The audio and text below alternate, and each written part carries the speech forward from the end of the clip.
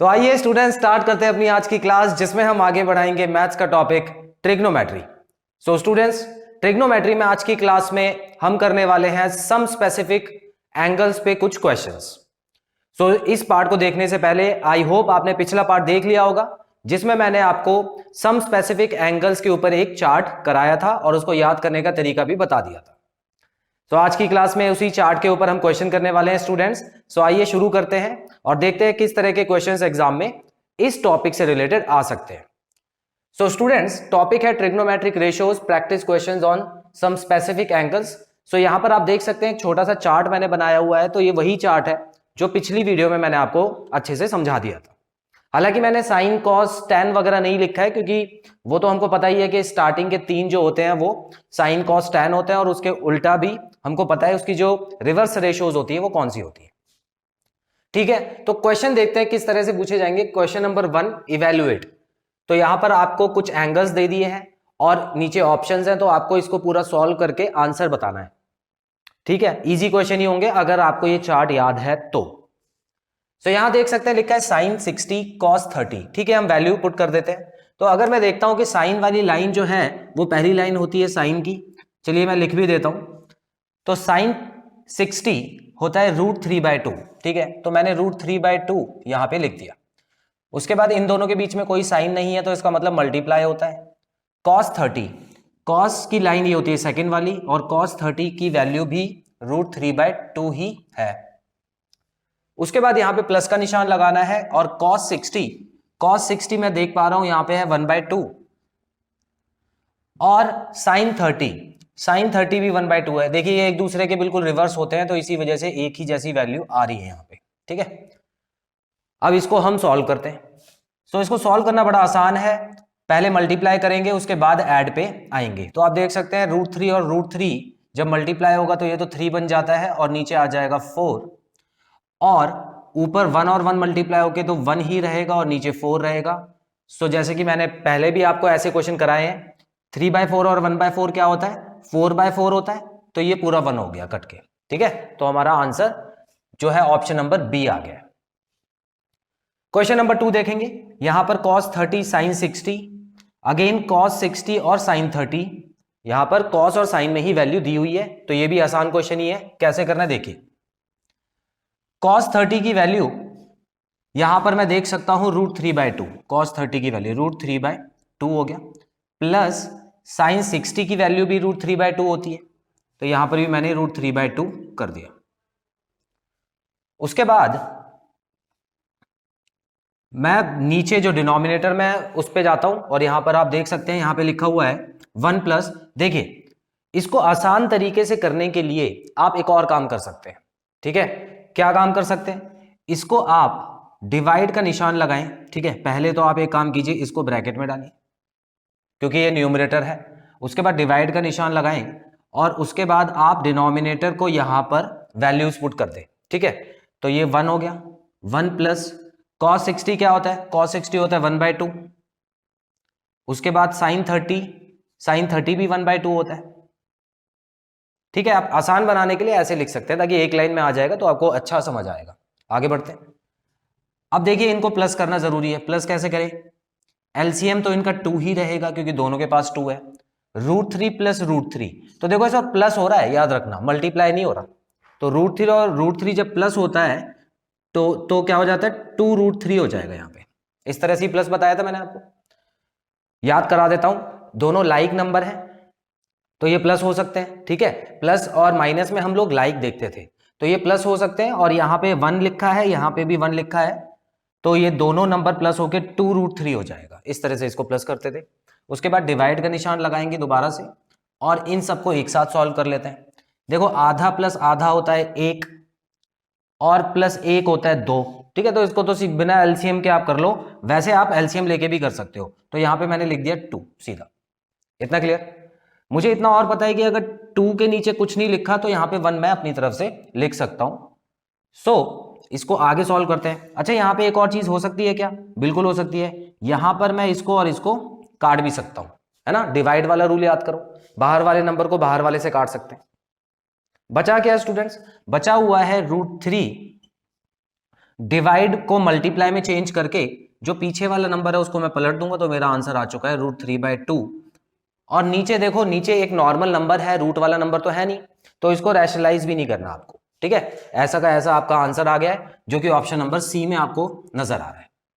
Clear students, सबसे आसान question थे, स्क्रीनशॉट लेंगे फिर आगे बढ़ते हैं। तो आइए स्टूडेंट्स बढ़ते हैं अगले दो क्वेश्चन की तरफ। क्वेश्चन में आप देख सकते हैं इवेल्युएट लिखा है 2 tan 30 डिग्री और 1 - tan स्क्वायर 30 डिग्री। तो जब ये स्क्वायर आ जाते तो क्या करते हैं स्टूडेंट्स, सबसे पहले न्यूमरेटर का जो 2 है वो एज इट इज उतारेंगे। tan 30 की वैल्यू क्या होती है स्टूडेंट्स, देखिए tan की लाइन होती है तीसरी वाली लाइन, ठीक है। और tan 30 में अगर मैं देखूं तो 1/√3 आ रहा है, तो मैंने इसको मल्टीप्लाई कर दिया 1/√3 से। और मैंने जैसे कि आपको बताया था, इसको ब्रैकेट में रख लेना ताकि आसान रहे आपके लिए। डिवाइड यहां पे लगाना और 1 - tan स्क्वायर 30, ठीक है। तो tan 30 की वैल्यू जो है वो पहले आपको पुट करनी है और उसके बाद उसके ऊपर एक स्क्वायर लगा देना, कुछ इस तरह का करना है आपको। क्लियर, ठीक है। अब मैं इसको सॉल्व करता हूं तो यहां पर तो 2√3 आ गया है, 2√3 डिवाइड रहेगा अभी तो फिलहाल, जब तक वो सॉल्व नहीं हो जाता पूरा। तो यहां पर अगर मैं देख रहा हूं तो क्या होगा स्टूडेंट्स, 1/3 हो जाएगा, ये 1/3, ठीक है। और एलसीएम लेने के बाद ये भी 3 हो जाएगा, तो 3 में से 1 माइनस होगा तो ये टोटल मिला के 2/3 हो जाएगा स्टूडेंट्स, ठीक है। 2/3 हो जाएगा, स्क्वायर भी हट चुका है। आप सॉल्व करके देख लेना एक दो एक्स्ट्रा स्टेप करके। उसके बाद मैं क्या करने वाला हूं, अब डिवाइड को मल्टीप्लाई में चेंज करने वाला हूं।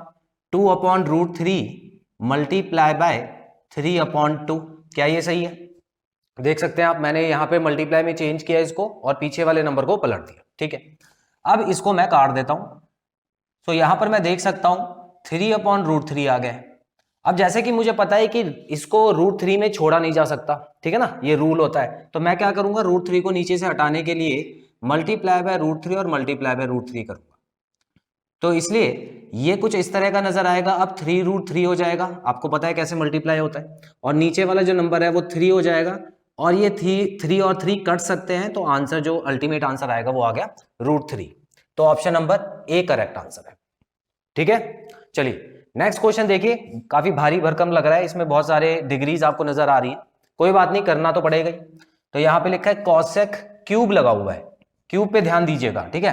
Cosec cube 30 degree. अच्छा, इसमें से कॉसेक वाली लाइन कौन सी होती है स्टूडेंट्स, देखिए ये होता है कॉट, ठीक है, और ये होता है सेक।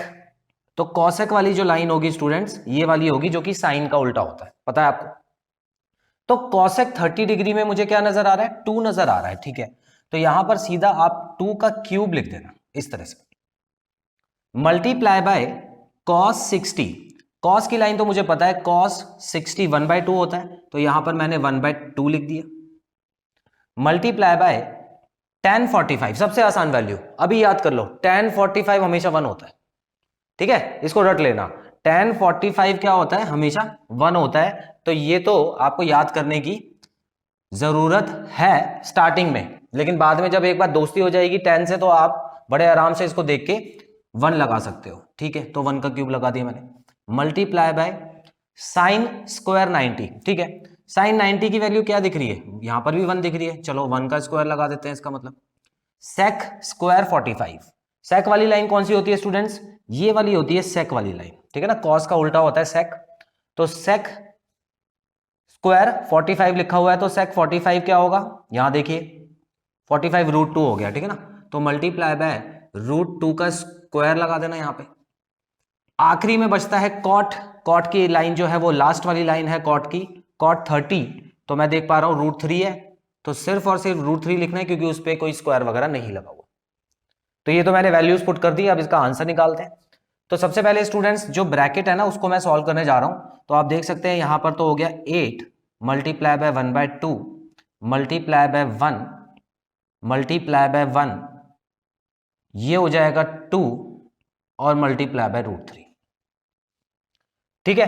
अब इसको देखते हैं कौन कौन सा कट रहा है। तो यहां पे ये कट गया और कुछ तो है नहीं नीचे, तो बचा क्या, 8√3। 8√3 मेरा आंसर आ चुका है। क्लियर, देख लो एक बार, आपको चार्ट पता होना चाहिए, कितना भी बड़ा क्वेश्चन दे दो बड़े आराम से कर लोगे। स्क्रीनशॉट लेंगे फिर आगे बढ़ते हैं।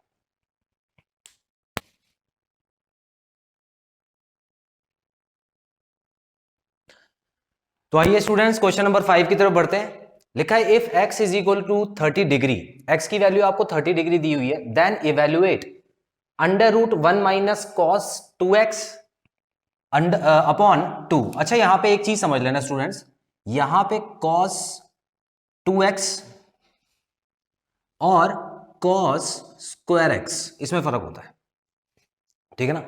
क्या फर्क है? अगर यहां पे देखो छोटा 2 बना हुआ है तो आप समझ जाना वो तो पावर है, ठीक है, वो तो अलग से ही नजर आता है। लेकिन अगर बीच में बड़ा 2 मतलब ओरिजिनल साइज का 2 बना हुआ है तो आपको समझ जाना है कि जो x की वैल्यू होगी जब आप पुट करोगे, जैसे कि 30 है इसमें, तो 2 मतलब 60 डिग्री, वहां पे आपको 60 बना देना है, ठीक है। 30 डिग्री का डबल लिखा हुआ है। लेकिन अगर ऐसा क्वेश्चन आता तो यहां पे आप सिर्फ और सिर्फ 30 डिग्री ही पुट करते। तो इस क्वेश्चन के हिसाब से मैं यहां पे cos 60 डिग्री और यहां पे cos स्क्वायर 30 डिग्री पुट करता।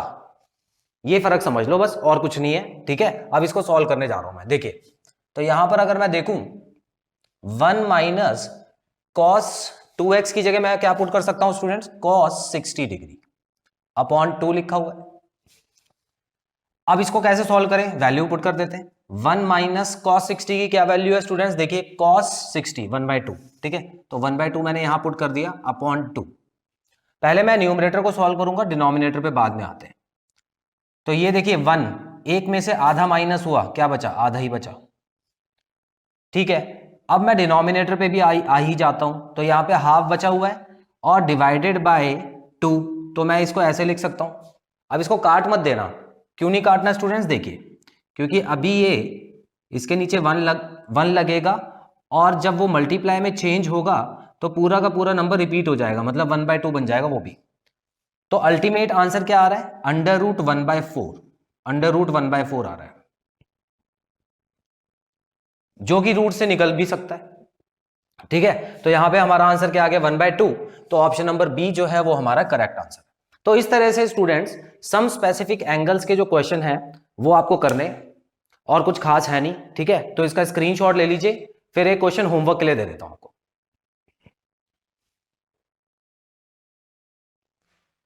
सो स्टूडेंट्स क्वेश्चन नंबर 6 आप देख सकते हैं, बिल्कुल सेम उसी तरह से करना है जैसे कि मैंने अभी आपको कराया, और इसको अच्छे से समझिए, और जो भी आंसर आता है उसको कमेंट बॉक्स में मेंशन करना मत भूलिए ताकि मैं उसको चेक कर सकूं।